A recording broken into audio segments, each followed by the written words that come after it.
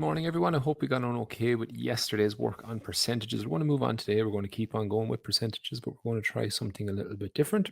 So, as you can see up there, we've got our fraction. We have 4/5.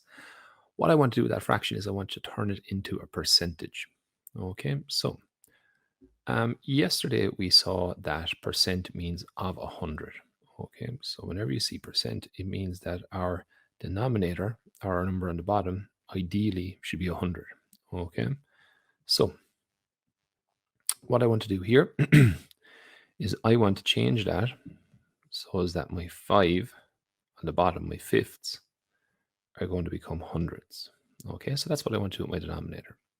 So to do that, what do we need to do? So let's start with my 4/5 down here.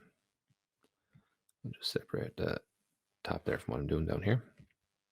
So my 4/5 there, I need to change that so as that the 5 becomes 100. So I need to figure out what do I need to multiply by 5 to make it 100. Okay, so just have a think about that for a second. What do you have to multiply by 5 to make 100? So there's a couple of ways of figuring that out. Okay, so you might know it in your head already, but you can also divide to find out. So if you divide 100 by 5, if you go over to rough work, do the rough work box, and divide 100 by 5. Okay, that'll give you your answer. Okay, so you have to multiply it by 20. So that's what we'll do. So we have to multiply the 5 by 20, and that's going to give us 100.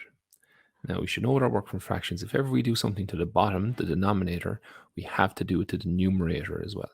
So if we do something to the denominator, we have to do it to the numerator. So that means that our 4 on the top there needs to be multiplied by 20 as well. And 4 multiplied by 20 is going to give us 80.